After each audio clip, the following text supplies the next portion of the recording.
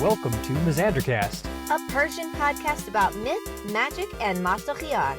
I am your co-host, Sarah. and I'm your co-host, Seth. We're glad you're here with us for another episode, so get your tea Or your coffee, maybe some snacks while you're at it. and let the adventure begin. You held us off for a while there, man. Okay, so... Just trying to tantalize the audience with our triumphant return. Triumphant. How is it triumphant? You can't even come up with it. You're just saying silly stuff. I'm going to get us started, though. Everything we do is a triumph in these times. Wow, in these times. So before we start talking about the Shahnameh today, so we are going to do another Shahnameh episode today, but before we get started on it, I want to take a moment to talk about another channel that I have discovered, and I've gotten to become really good friends with the creator of this other channel. She is someone who studies Persian mythology, and she's actually writing her thesis on this legendary Persian bird called the simorgh, which we're going to talk about later on in the Shahnameh, but her name is Lara, and she's studying Persian history on a university level, so she has way more knowledge about the historical aspects of the Shahnameh, and she knows a lot about how the Zoroastrian religion ties into the Shahnameh. So she has some amazing insight. I have watched her Twitch channel a few times, and she's really good. She knows her stuff. She's really passionate. She's a lot of fun to listen to. She's a very enjoyable person. Yes, her passion for the Shahnameh is commendable. It's on simorgh levels, you could say. We've gotten to talk to her in person. If I burn a feather, will she appear? You know what? Let's try it.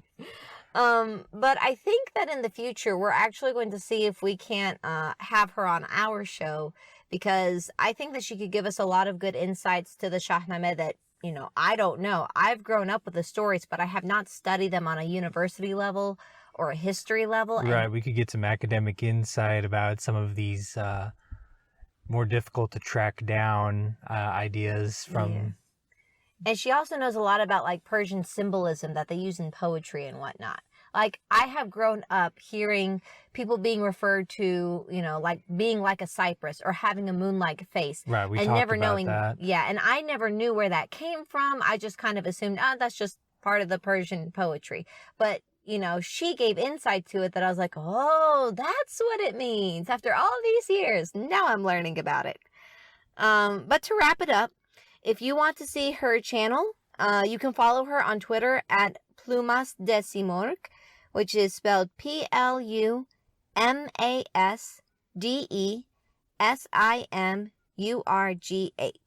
And she will have a Twitch streaming on Mondays in English, and then she'll have them in Spanish on Fridays. And then if you ever miss any of her recordings, she has it on YouTube as well at the same name. So, go check out her channel. Her name is Lara. She's an amazing person. If you like our channel, you're going to absolutely love hers. That's all I had to say on that. I adore her. I could spend an entire episode just talking about how much I love this girl, but let's go back to the Shahnameh. Yeah, I don't like where this is going. Let's move along. Platonic. Anyway, just to summarize what happened in our last Shahnameh episode. Yes, what happened? We had the very special 2-part episode about Zahak and Fereydun. Yes. And I've taken the time to put together a nice little summary that I think ties those episodes together. Oh, good. For those of you who may not remember some of the details. So let me just get my notes here and... Wait, you wrote notes for this? Oh, I did. I wrote this, put this on paper for the entertainment of our audience. I'm glad that you're paying attention when I tell you things. The summary of the Zahak story. Okay. The evil snake man took over the entire world, and all our hopes and dreams were foisted to the shoulders of a glowing baby boy. Wait. The problem is that glowing boy, I think his name was Fernando or something, Seth, oh my God, was too busy drooling on himself and pooping his diapers to wield a sword against the snake man. What are you doing? So Frederick gets scooped up by his mom and brought to Old MacDonald, who I'm told has a farm. He I spent a hate few you years so hanging out much. and getting free magic milk from his other mom, a cow with poor fashion choices. Seth, I swear, did you just insult The that milk was I'm so going to pumped with kill protein you. that he got super jacked. What are you doing? But tragedy struck as the mean snake man found out he was getting help from performance-enhancing drugs. Oh my god. The nasty snaky lad ate the whole cow mom. No, he didn't. With vengeance in his heart at the loss of his best source of protein, Ferguson spent 3 decades in his room getting super jacked. When he finally left to use the bathroom, he found he had an entire army waiting for him with a lightsaber in the shape of a cow's mace. Cow's All right, face. Get it over with. Just keep going. Whatever. Too soon, guys. I forgot to mention he met Yoda at some point who taught him magic and stuff. Jesus. And he learned from his human mom that he's related to Darth Vader. No. Also, in that same army, he made friends with a guy named Carlos, who hung his apron on a stick. To God, that is my brother's name. I guess How he was dare naked you. then. We never talked about that, whether he was naked or not. So he and Carlos run into Snaky Man's house and bust in and start throwing wild house parties, waiting for him to come back. They eat his food and drink his wine and flirt with his girlfriends. Snaky Man gets a little mad, but he gets the most mad when his servant tells him they're sitting on his favorite chair. Snake Man had it, and he runs back home to use his unspecified dark magics to kill Francisco. But Francisco is like, I don't think so, and uses his cooler magics to fight him. And he won! Then everything was good forever, the end. That's the end of the Shahnameh, right? I don't think you should ever write notes ever again. I guess we've got the epilogue coming up, right? That'll be the end, You right? should not write notes ever again. I will destroy you by the end. Well, we were going to finish this episode, and then there will be no more Shahnameh because I will be a widow, and I can't do this just me, I guess. I'm just writing what I remember from the episode. We're going to work on that memory of yours. You ready to listen to the actual story? The continuation of the actual story? There's more? There's more. Oh, okay. You think Fereydun just crowned himself king and that was the end of that? Everything's good? Yeah. Aww. I mean, that's how Lord of the Rings ends. Aw, you poor thing. This is not Lord of the Rings. All right, quick retcon, though, because one of my relatives actually listened to our episode, which was awesome, and he actually mentioned that there was the part where I said that Kaveh had all of those sons and only one was left. Found out what happened to the other sons. They had all been sacrificed to the snake, too, beforehand. Well, no wonder that was the last straw. Yeah. All the other sons were taken to be fed to the snakes. And the last kid was taken. And that's when Kaveh's like, you know what? Nah, I'm done with this. Not this kid. I don't know why he didn't raise an objection before with the other sons. But that's neither here nor there. Yeah. So at the end of your very interesting notes, you said that Fereydun has become king now, which, yay! So we glossed over the beginning of his reign in the last Shahnameh episode, so I want to backtrack a bit, add a few more details to the beginning of his reign. So he starts his reign as king at the beginning of the Persian month Mehr, and his coronation celebration doubled as a celebration to the end of Zahak's tyranny, and it kind of became the annual celebration of Mehregan. Yeah, this celebration is meh. Oh my gosh. I'll destroy you, sir. So, good job because you're making fun of a real celebration. And some God. Iranians still celebrate that today. So why don't you go and tell them it's meh. It's meh. But it is an autumn festival. And in the old days, it was a time to kind of begin the harvest and give thanks to Ahura Mazda for providing food before the harsh winters come in.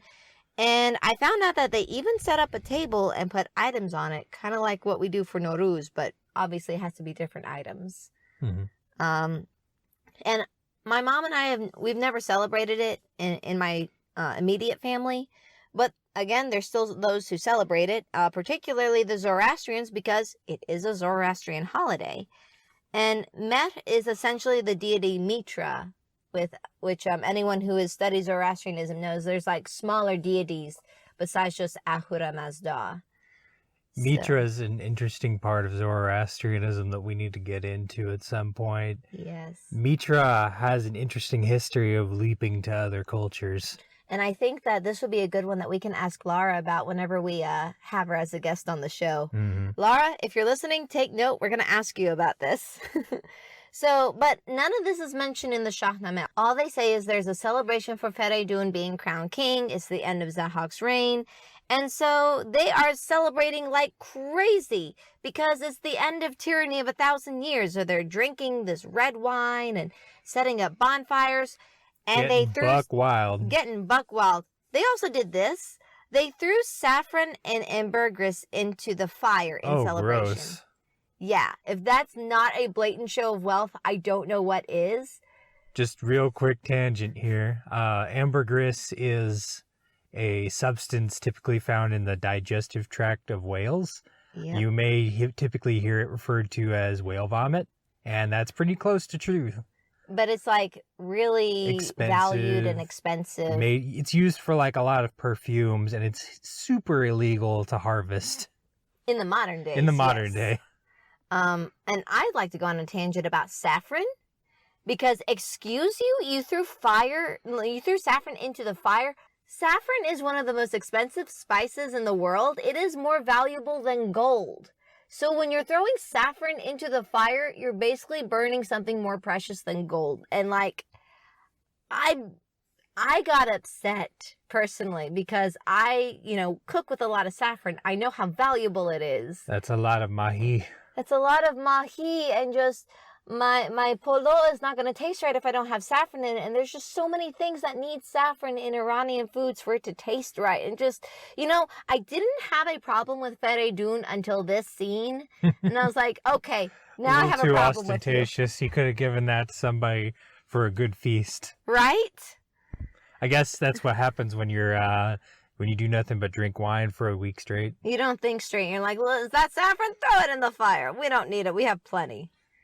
Anyways. But that's not all they were throwing in the fire. Yeah, they're also throwing in whale vomit. Yay, people. Anyways, everything is right in the world, but not right away. He has to travel around for a while and kind of fix everything that's gone bad in the past 1,000 years. I mean, you've got demons running rampant and corrupt people everywhere. So Fereydun goes around with this sort of campaign for justice. And by the time he's done, the world is right again. Everyone is at peace. Oh, good. I guess the book ends here, right? Right? No, not quite. So, we mentioned before, Fereydun heard about her son's victory, and she gave thanks to God. And then she went out and started giving out food and money to the poor people while keeping her identity secret. It's kind of like, because she doesn't want the glory for herself. She's not doing it for people to remember her. So she's like, I'm just not going to tell anyone it's me. And then she also threw grand parties for her neighbors and friends and basically went out on a generosity spree and was giving out her wealth to everyone and basically celebrating her son's ascendance to the throne. She wasn't going to let her son out party her. Yeah, it's like, oh, my kid's partying, I'm going to party too. Let me show you what mom can do. By the way, before I go to this next part, you had a really interesting idea about who Fereydun must have remarried to have those two sons. Do you remember? Oh, yeah. I had suspected that she married Old MacDonald, the farmer who owned Barmaye. Yeah. I think that would be kind of cute. She had to have been remarried to have those two sons. Yeah, that's true. So his half brothers who tried to kill him. Yeah. But we won't talk about that. We won't talk about that. We don't know what happened to him. So yeah. They just kind of show up for that one deal. Anyways, I thought that was kind of a cute idea. It's not canon, but I think that would be kind of sweet because, she and the farmer had to raise Fereydun for a little bit there. And then everybody had to escape that farm when Zahak discovered them. So what if they reconvened at that small village and then made a living there? I could see that happening. Yeah. It's kind of cute. But anyways, back to the generosity spree that Fereydun did. This is actually pretty similar to some traditions in modern day Iran. So we have two traditions around the idea of basically being generous when something good happens. Generosity, yeah. Yeah. So the first is Nazri. And it's if you ask God to allow something to happen or to grant you a wish, and then what you wished for happens, then you're supposed to cook food and distribute it among the poor. And a lot of times people will also sacrifice a lamb in thanks to God, cook the meat, and then distribute that. But then, you don't have to do that. That's just one of the common ways to do it. And then the other tradition is surbede or shirin bede, which is if something happens to you, something good happens to you, then you celebrate by throwing a party or buying sweets and giving them out to your friends. Yeah, we did that when we bought our first car together. Yeah. So we bought our first car, and I said, Seth, we need to do shirin bede. And I baked a bunch of cookies, and you passed them out at your work, and I passed them out at my work. But, we didn't, the difference is that we didn't pray to God asking for a car. It was just something good that happened to us. So that's the difference between it being a shirin bede rather than a nazri. Okay. Yeah, so we didn't do nazri. We did shirin bede. So, like we bought a car, or, if your kid got accepted into a good university, or, I got teased when I went to Iran last time and I had gotten married. One of my cousin's friends was like, oh, so you're going to do shirin bede with us, right? And I took us all out for coffee. But the basic idea in both of these traditions is you continue the good fortune that came into your life and make sure that good fortune continues into other people's lives. You're spreading the good fortune that came to you. I don't think this is specifically what Fereydun's mother was doing, but it's very similar to what we do in modern times. So I thought this was a good place to bring it up. Anyways, she sends her son a bunch of gifts. He spends some time traveling his kingdom, righting the wrongs about what happened the past 1,000 years. Then he settles down in his kingdom, and the book says he rules Persia for 500 years. So, Ooh. Yeah. Been drinking that same immortal juice that his family did, huh? Yeah, it's either the Jama Jam is still working its magic, or, it could also be just this is the thing that happens in mythological stories, where people just live longer than the regular lifespan. I don't know which it is. I like to think it's the Jama Jam, but more likely it's just mythological people. I have a little bit of a theory about that. Oh? So, this is the mythic era before Ahriman kind of took his hold in the world, right? I don't know. It seems like he has a pretty big influence there. But maybe not to the degree that, he does now. I could see that. Maybe, all the events that are to come in some way kind of reduce the divinity of, people, Like the further away from God We're are. further from God.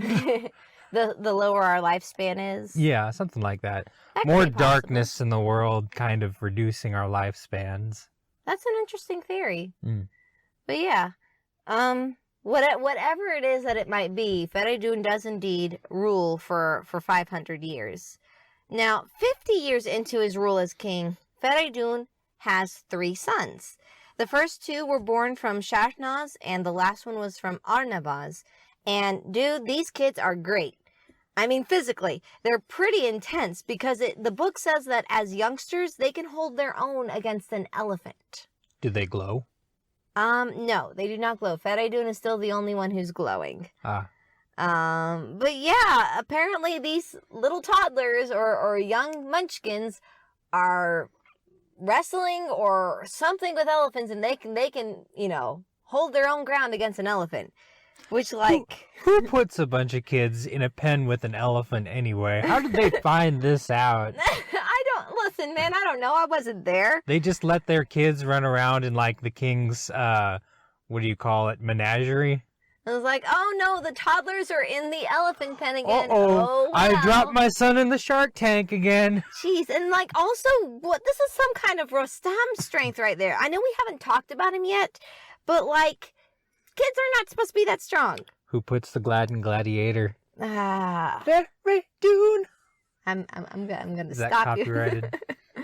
Anyways, I'm surprised, Seth, that you haven't asked me about their names yet. Oh yeah, what are their names? Oh, you want to know their names? Yeah. Yeah, me too. Oh, what?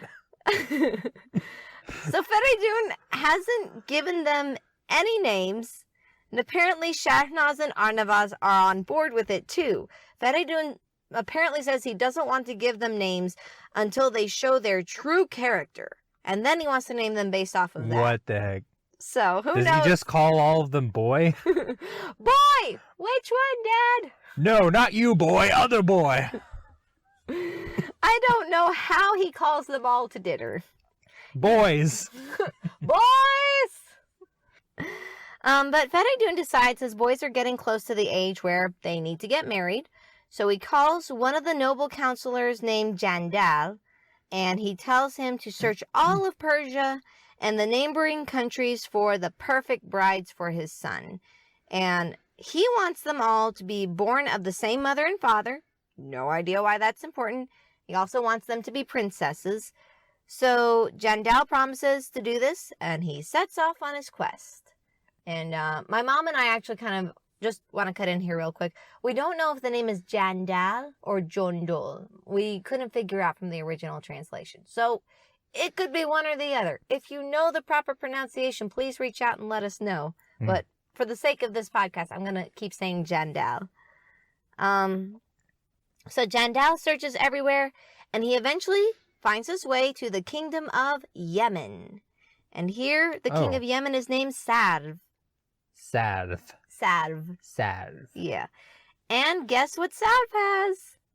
3 daughters, all born from one wife. 3 beautiful daughters, all born from one wife. They fit all the requirements that Fereydun has wished for the potential brides of his sons. I just thought about this. Okay. That's kind of a double standard, because Fereydun had his kids across 2 different ladies. Right? I know. Hypocrite. Anyways, guess what else these princesses have in common with the princes? A psychotic father. You know what? In a way, yes, because they weren't given names either. None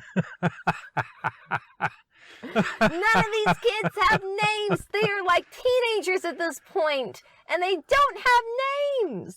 I don't know, man. Psychotic fathers indeed. So what is going on in mythological West Asia? What kind of family dynamic is this? It's just I don't know, man. But Jandal enters... Sorry, go on. It's like they're trying to make a myth that will be written down in a book one day. Dad, why don't I have a name yet? One day, daughter, you will be part of a great myth. Because we want some poet from thousands of years in the future to write about us. Whatever the reason, Jandal enters the court of King Sarv and kisses the ground in greeting, and Sarv welcomes him and asks what message he brings from the king of Persia. And Jandal explains how he's searching for brides for the princes of Persia, and Fereydun asks if Sarv would grant his daughters his blessing for them to be wed to the young princes. And Jandal tells him to answer as he sees fit. No pressure, just what do you think of this idea? So Sarv hears this. Just spitballing. I only walked, thousands of miles to get here. Yeah, and Sarv hears this and gets really upset because he loves his daughters, and marrying them off means he wouldn't get to see them anymore. Traditionally they would go and live with the families of their husbands. That's just how it goes. So he wouldn't get to see them anymore. And he doesn't want to say anything right away. So he asks Jandal to give him some time to discuss the matter with his advisors, sets up a comfortable place for Jandal to reside while he waits, and then Sarv gathers his advisors. And he tells them the situation. He tells them that his 3 daughters mean the world to him, and if the king of Persia, he feels like the king of Persia has set a trap for him and wants to separate him from his daughters. And if Sarv approves of the union between their children and claims that he's pleased for it, he'd essentially be lying, and he doesn't want to lie because that's unfitting for a king. You know what? Never mind. Sarv is kind of on another plane of lunacy from Fereydun. It's a little over the top. He's really lawyering that speech there. I won't be happy about it. You can't make me be happy about it. But yeah, he couldn't bear to deal with their absence. He's like, this would tear me apart. But if he rejects the king, he fears his life would be on the line and that Fereydun would attack them. So you have to remember, Fereydun took down an evil tyrant that ruled for 1,000 years. And you can't do that and not come out with a pretty ferocious reputation. The operative word is evil. True. The man glows. He can't be that bad. True, but what kind of powers does he have? What is he willing to do to get the things he thinks he needs or wants, you know? That's fair. So, no one wants to incur his wrath, and Sav really thinks that Fereydun would be the type to attack his kingdom if he refuses to allow the marriage. So, sorry. So Sav's advisors tell him that just because Fereydun was king of a great empire, that did not mean everyone had to bow to his whim. And they said, Sav, if you defy the king of Persia, we're going to fight by your side. And the neighboring kingdoms are your allies. We'll all band together. We will stop Fereydun. And Sav doesn't really want to do that. He eventually decides that he would make his decision once he met the princes. So he called Jandal back and told him that he wanted to meet the young men in person, and once they met his approval, he would give them the blessing of marrying the princesses.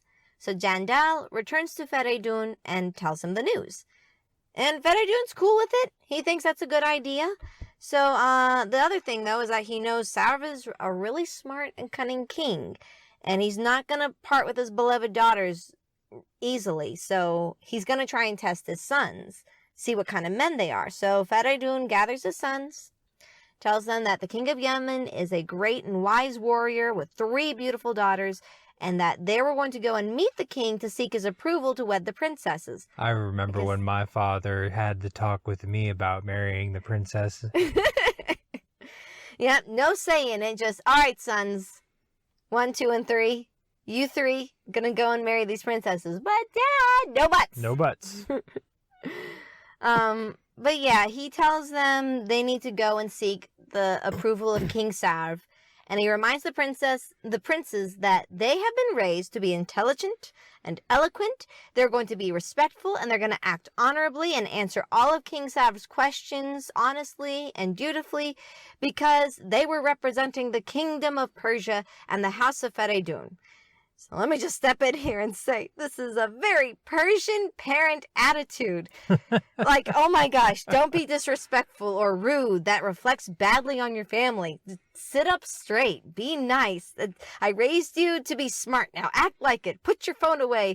Go greet everyone in the room. Stop being so shy. Why do you always sulk in the corner of the Mahmoudis? I'm going on a rant. Sorry. Had a flashback. I'm good. Mahmoudis are very stressful when you're an introvert. Back to Fereydun and his kids. Sorry. He warns them that the king of Yemen is a shrewd man. If he senses any weaknesses in them, he will strike. So he's going to try to trick them. Likely on the first night of their arrival, a great feast is going to be made in their honor. And Sav is going to present the princesses to the princes. But he was going to switch the order in which they were presented. This is Fereydun predicting. I think this is what King Sav is going to do. So usually the eldest daughter sits at the front, which is the place of honor, and then they would be arranged to sit in order from oldest to youngest. So oldest in the front, middle in the middle, and then the youngest at the back.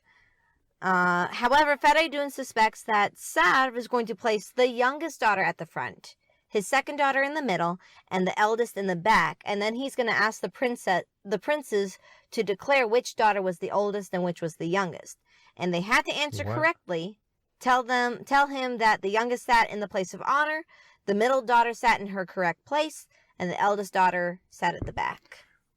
What kind of test is that? I don't know. Is it just a test of whether or not these boys can judge his daughters like livestock? Oh my gosh, it's like, which one looks the youngest to you? Oh yeah, I can tell by giving her teeth a good look that she's lived through more winters than the other one. Now, I wonder if it's just a way to see if, how easily can the wool be pulled over your eyes? Can you fall for the simplest trick? It might be something like that. It's dumb either way. I guess if it's obvious, yeah. Yeah. They haven't really said what the age gap is. Yeah, or, if the oldest daughter is the tallest, why is she sitting at the back, just looking over the heads of her sisters, being like, yep, I'm the youngest for sure. What's up, guys? I hit my growth spurt first. So they're given all these words of wisdom from their dad, and after, getting all this advice, the 3 princes prepare for the long journey to Yemen. Excuse me. They took several priests and warriors with them as well, so they have like a whole entourage. They're not just going by themselves. Oh, of course. So Saad receives word of their coming, and when the princes arrive in Yemen, the king sends out a whole welcoming party consisting of splendidly adorned guards and a group of people that are kind of mixed with members of his own family and other important people from the court, and they're all kind of making their way to the palace. People are scattering jewels and saffron at their feet. Oh God, people, stop doing this thing to the saffron! Maybe it wasn't the spice. Maybe it was the flour. The flour. Throw flour instead. That's easier to make. Don't throw saffron, for goodness sake. They rub wine and musk into the horses' manes, and the hooves trot on gold coins that they threw at their feet. Sticky. I know, right? These poor horses are going to need a bath afterwards. You gotta smell that the whole way through. And then when the princes arrive at the palace, they see it decked out in all its glory. They had silver and gold displayed everywhere. The walls are draped in this beautiful brocade, and it was all really over the top. I guess he's just trying to show like how awesome they are. Mm-hmm. Gotta put your best foot forward. But once inside, they meet King Saud, and he presents his daughters to them, and they're as beautiful as everyone said they were. And sure enough, like Fereydun predicted, Saud asks the princes to tell him which of his daughters are the eldest, the middle, and the youngest. So they followed their dad's advice, and they said that the one in the forefront was the youngest, the one in the middle was in her true place, and the one at the back was the eldest. And guess what? They were right. They were right. That's the trick. Bing, bing, bing, bing. So Saud's trick had failed. Congratulations, you solved my daughter puzzle. I'm your eldest sister. And then Your middlest baby sister. Middlest baby sister. Your sweet baby sister. All right. Mrs. Sis. We can't say our names because we don't have any. Then he presents the daughters to the princes, pairing the eldest princess with the eldest prince, middle princess with the middle princess with the middle prince, and the youngest princess with the youngest prince. With the sweet baby prince. Sweet baby brother. And thankfully, it seems the 3 daughters are happy with the arrangement, but they are very clearly embarrassed from the way their dad acted. They're blushing, be like, "Oh my gosh, I'm sorry about my dad. I'm sorry." Just embarrass us in front of all these hot princes. Just Jesus, Dad. But yeah, once they met their future husbands, the princesses leave for the palace because it isn't proper for them to mingle before they're married, so they're going to miss out on a rager of a party. All right, go to bed, daughters. You have met the princess. Now, shoo, go away. So. This debauchery is not meant for your eyes. So, yeah, everyone does party really hard. There's wine and music and dancing all throughout the night. And eventually the princes retire, and they've been given a place to sleep outside in the rose garden because I suppose it was nice enough weather that you can sleep outside pleasantly. Yeah, I mean, I wouldn't mind sleeping in a rose garden. That sounds pretty nice, Probably just have smells some really bedding nice. down and just you have all the scent of the beautiful roses in the air. The nice arid nights. If it's a clear sky, you can look up at the stars as you fall asleep. This is kind of nice. I'm into this. Maybe we should go sleep outside in a rose garden. If we ever find a rose garden we can sleep in. Yeah, that we'd be allowed to sleep in. I don't think we can go to the local botanical garden and do that. I'm picturing they have like a tent staked above them or something, or like an overhang. No, it's just kind of out in the open. Oh, okay. And that's actually pretty common. Like in the summer times in my mother's, the village that my family came from, my mother said that, yeah, they would just lay their bedspreads out in the yard and they just sleep out there because it was cool enough and pleasant enough. Probably better than sleeping indoors. Yeah. Where it's a little. If you think about it, back in the day when there and wasn't any hotter. air conditioning. Yeah. You know. So anyways, they all lay down in the bedding that was set up for them, and since they were filled with so much wine, they fell asleep very quickly. And if you think that King Saud is done with his tricks, you'd be wrong. Oh, no. That he really doesn't want to give away his daughters. So it turns out he knows a little magic. It's a talent that he always he's has a possessed. sorcerer? He's a sorcerer, too. He uses his magic to bring in a cold winter wind down into the rose garden. It is such a cold weather weather change that even the crows that are out become numb to it. Oh, so not the crow babies. No, poor crow babies. So his plan is to have the princes die of exposure, and they're so full of wine and good food that they aren't likely to wake up in time to get out of the freezing weather. Well, unfortunately for Sarv, the princes know magic too. What? Yeah, so if you remember, Fereydun learned magic. Do you remember who taught it to him? Yoda? The old man on the mountain? No, someone came to visit him on his way. Surush! It's our good boy Surush. So, Surush taught Fereydun magic, so I imagine that Fereydun passed the knowledge down to his sons. So they used the magic to counter against the sudden winter cold that set upon them in the rose garden. And there weren't any details as to what exactly the enchantment was. I'm guessing it was some kind of flame or something to keep the frost away, help them survive the night. I don't know, they were full of wine. Maybe they were pretty warm already. Maybe they just stuck it out. They are, mighty. No, they definitely use some kind of enchantment, so who knows? Probably takes more than some winter wind to kill those kids. I mean, it was a very severe weather pattern that was blown in, so But when Sarv goes to the garden the next morning, he expects to find 3 princicles. You get it? Icicle prince, yeah, I got it. Instead, he sees them sitting around, perfectly healthy and alive. So he finally gives in and accepts that this was fated to be the result. His daughters were destined to marry the sons of Fereydun. All right, sons, I guess killing you didn't work. You can have my daughters. All right, these things usually come in 3s. Is he going to change his mind? No, he doesn't change his mind. He's accepted it. Oh, okay. So he goes to his treasury, and he takes out mountains of wealth, and he gives his daughters the finest clothing and jewelry, and drapes them in all these gold jewelry and these heavy crowns. And apparently, it was so much that it really weighed down on them, and it was really difficult for them to wear it. Just a suit of armor made of gold.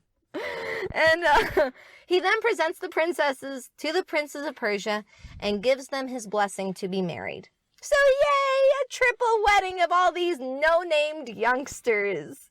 Don't know how they did the vows when you can't, say your own name, when you don't have a name, but they must have figured it out. Their meeting is like, what should I call you? I don't know, man. I don't know what to call myself. Anyways, the king of Yemen gives them camels carrying not only the princess's baggage, but also extra gold and jewels and all sorts of wealth before sending them back on their way to Persia. So the happy couples and their entourage, they begin their long journey back. So now I think there's a trend with West Asian fathers messing with their kids. Because now, guess what? Fereydun has a little trick that he wants to play on his sons to test their character. Oh. Yeah. So now Fereydun's the lunatic father. He's always been the lunatic father. He and Sarv have a lot in common. He had an interesting childhood. I'll give him a break.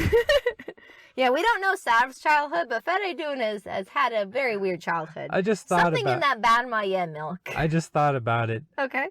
Sarv is like a wizard who can just conjure an ice storm at will. Yeah. Where was he when Zahak was messing things up? Not my country, not my problem. Oh. I don't know. Or, it has been 50-something years since, Oh, you think maybe he was a youngster. First... Are you asking a little 7-year-old Sarv to go up against Zahak? I don't know. He learned magic from someone.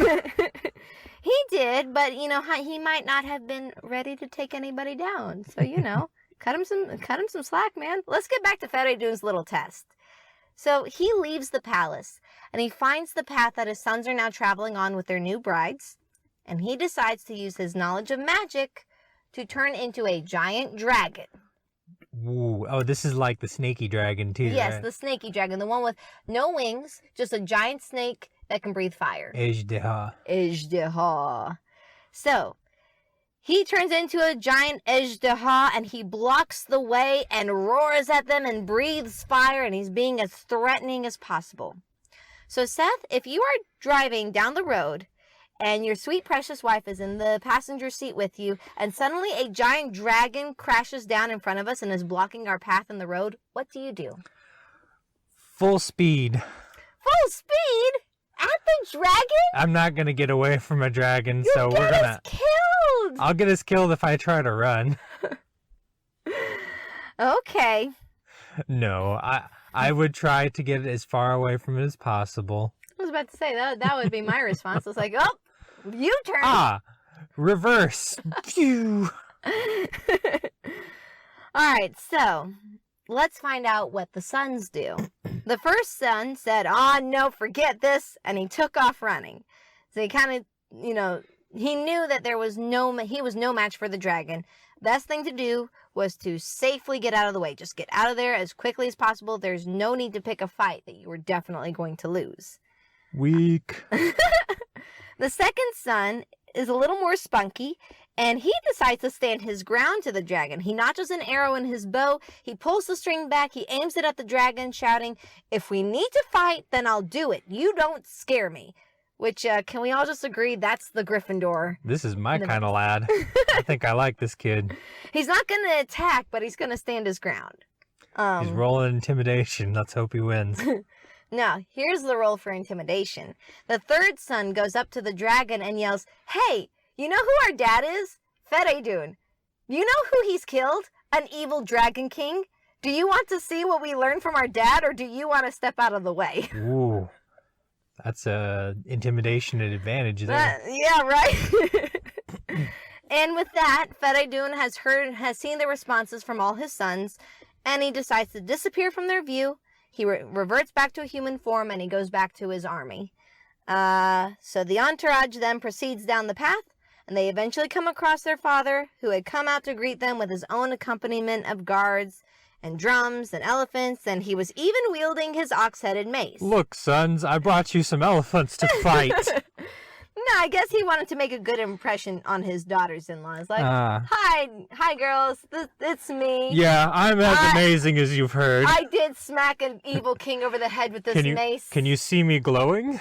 He is still glowing. So they do see this glowing man, big old ox-headed mace. But the princes run up and they greet their father, and they introduce him to the wives, and together they all return to the palace.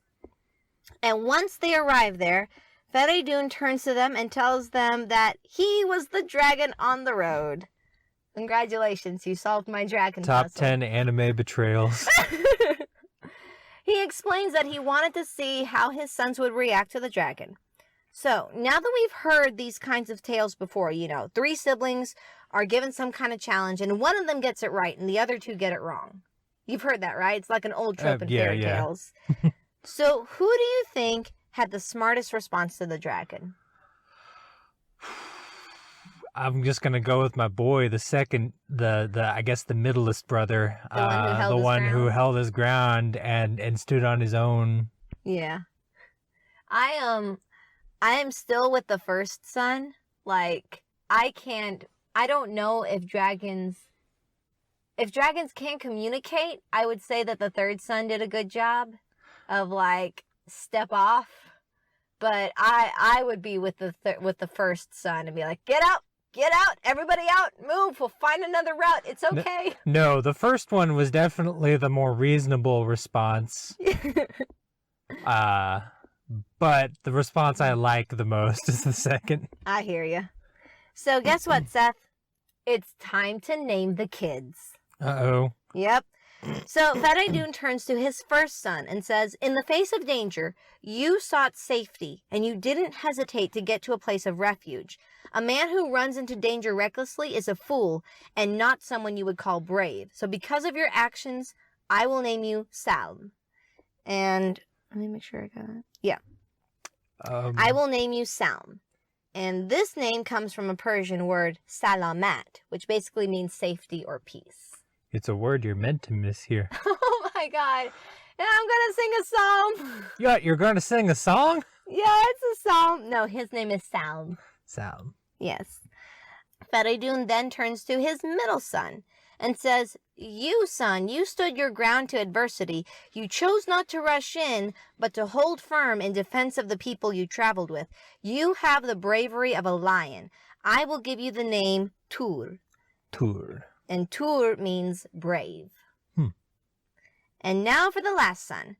Fereydun tells him, you chose to face the dragon with dignity and fierceness. You had the willingness to fight, but you also made sure to strategize how to defeat your enemy with words. I will name you Iraj, and this name means noble. So the three sons are now Salm, Tur, and Iraj. Iraj. Mm-hmm. Does that have anything to do with the word Iran? I'm glad you made that connection. That is actually something we'll talk about in another episode. So but keep that in mind. All right, so now... Oh, sorry. I don't want to start with the phrase for now. Let me take... Real quick, just a quick tangent. Are people still named that? Is it okay to name your kid like Iraj or Tur or Salm? That's a good question. I'll continue on this tangent. You know, the last time I went to Iran, I was talking to my cousin and my brother Kaveh about, good names for when we have kids. And one of the names I kind of thought about was Fereydun. And the reason for that is because my brother Kaveh is in that tale. And I thought, wouldn't it be sweet if his nephew is named Fereydun? I think that would be really sweet. And my cousin Ghazal turned to me and said, you can't name the child Fereydun. And I said, why not? She said, that is a very old-fashioned name. It's not a popular name anymore. And then my brother says, yeah, and the kids are going to call him Fairy. And I was like, ugh. So I think Shahnameh names are a little old-fashioned, but I like them, and I don't care. And I'm going to name my children Shahnameh names if I find a good one. So Fereydun is off the table. My brother Kaveh specifically said, don't name your child Fereydun. But you've never met anybody with these specific names?